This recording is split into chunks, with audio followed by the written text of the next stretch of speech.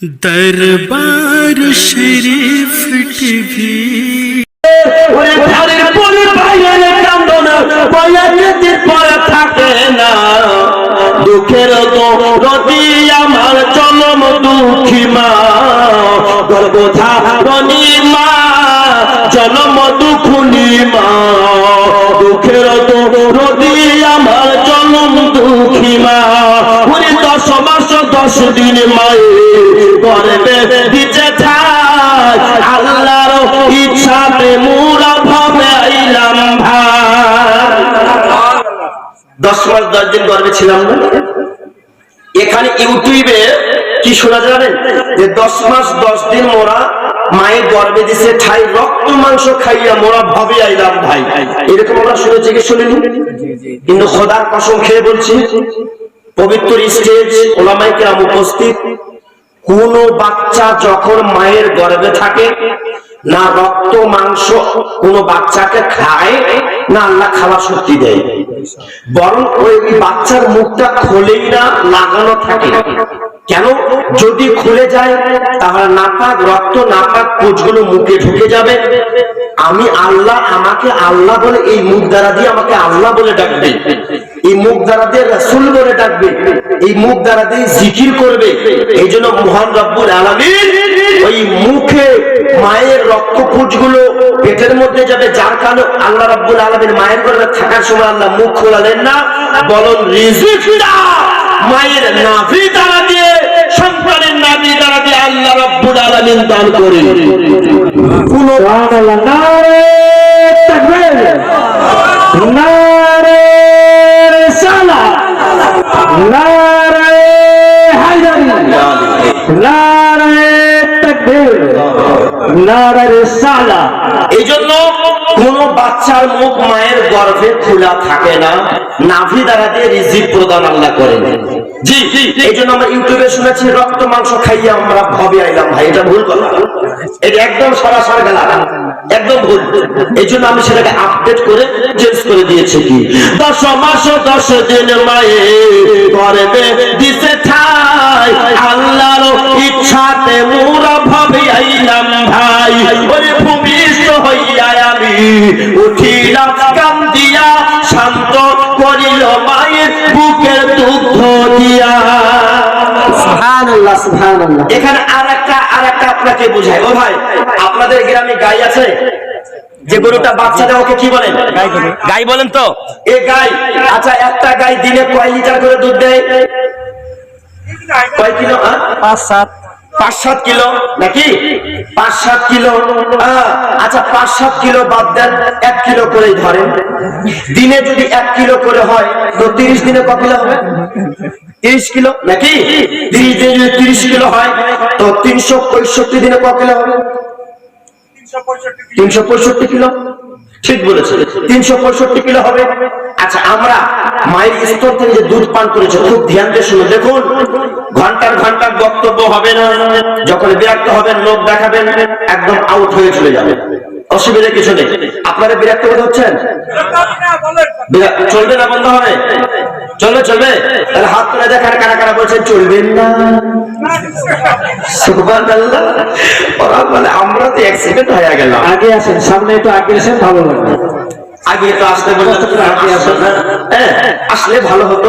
যা অসুবিধা কিছু নেই, তবে আগে না আসবেন, না আসেন প্রবলেম নেই, তবে যেখানে বসে আছেন ওখানেই থাকুন, অসুবিধা কিছু নেই। দেখুন আপনাদের এখানে আসাতে এক জলপাইগুড়ি থেকে আসাতে কত কষ্টকর হয়, এ তো আম পাবলিক বোঝে না। এরা কি করে বলে এরা কি টাকা নিবে খাবে, কোন টাকা ইনকাম করে না?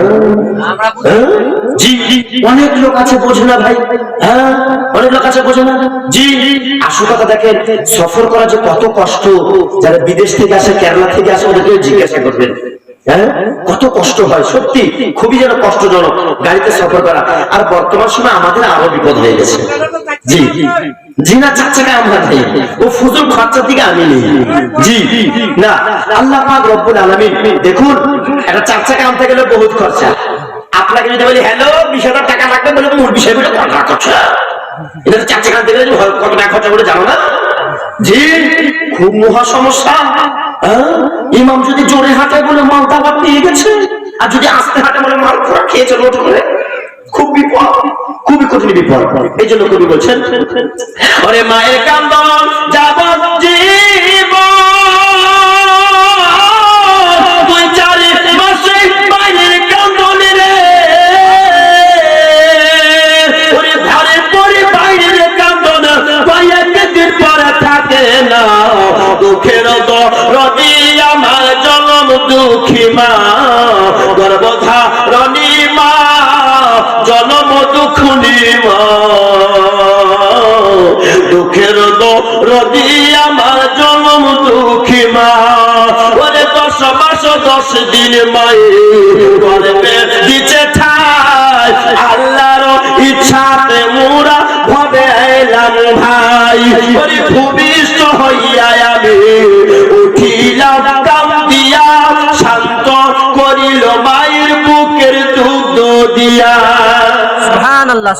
ওরে মায়ের প্রসবের কালে উপাসে গয়ন চলে রে, ওমা সন্তানের লইয়া কোলে বলে প্রসব যন্ত্রণা, দুঃখের দরদি আমার জনম দুঃখী মা, গর্ভধারণী মা জনম দুঃখী মা, দুঃখের দরদি আমার জনম দুঃখী মা। হাত উঠিয়ে বলুন আল্লাহু আকবার। যে যোগ ব্যাপারটা আপনাকে বোঝাচ্ছিলাম, দিনে 1 কিলো করে একটা গায়ে যদি দুধ দেয়, 30 দিনে 365 দিনে 365 কিলো দুধ দেবে। একটা বাচ্চা, আমি আপনি মায়ের যখন গর্ভ হতে দুনিয়াতে এসেছিলাম তখন নিম্ন কমের পক্ষ হলো তো 2 বছর দুধ পান করেছে। এবার হানাবল করেছি করিনি, তাহলে দিনে যদি 1 কিলো করে দুধ পান করি তো 2 বছর মানে 365 আর 365 কতদিন হলো? 730। 730 এই 730 দিন, 2 বছর 730 দিন, তাহলে এই 730 কিলো দুধ পান করেছে মায়ের স্তন থেকে। ঠিক কি ঠিক না? ওই মা যদি একবার বলে লাল এ লাল, একটা কাজ করো বাবা, তুমি 730 দিন দুধ পান করলে 1 কিলো করে 730 কিলো দুধ পান করেছো, লাল 1 ফোঁটা শুধুমাত্র দুধের ঋণ শোধ করো, পারা যাবে? পারা যাবে ভাই? এই জন্য মায়ের দিলে কেউ দুঃখ দিও না। ওরে হাতে পায়ে তেল মাখি মা দিল শক্ত করি, পশুরা পায়খানা মোরা মায়ের কলে করি, করিনি? ওরে হাতে পায়ে তেল মাখি মা দিল শক্ত করি, পশুরা পায়খানা মোরা মায়ের কলে করি, ওরে মাসুদালা ভেবে বলে জান্নাতে মায়ের পদ তলে, ওরে জাগে বুখারী হাদিস খুলে করেছে নবী ঘোষণা, দুঃখের দরদি আমার জনম দুঃখী মা, গর্ভধারণী মা জনম দুঃখী মা, দুঃখের দরদি আমার জনম দুঃখী মা। মাইক করে প্রস্রাব পায়খানা করেছি, মা আমাদের এখানে খেতে বসছে, আহারের জন্য নি, আর পায়খানা করে দিয়েছে বাচ্চা। দাদি বলছে দুর্গন্ধ করছে, এখানে ভাত খাওয়া যাবে না, দাদি উঠে চলে গেল।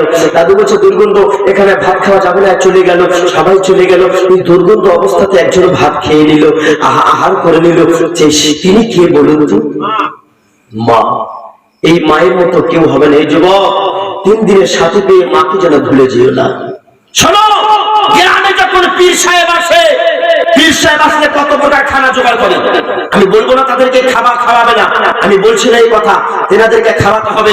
আওলাদে রাসূল, পীর সাহেব, আলিম উলামা অবশ্যই খাওয়াতে হবে। ও ভাই, আপনার জন্য একজন মৌলবীর পদতলে আপনার জন্য জান্নাত নাই, আপনার জন্য আল্লাহর নবী বলেছেন মায়ের পদতলে জান্নাত।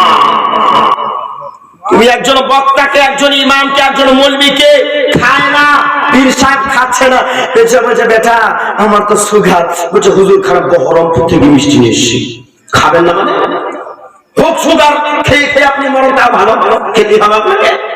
জি, একবার তো ভাবলেন না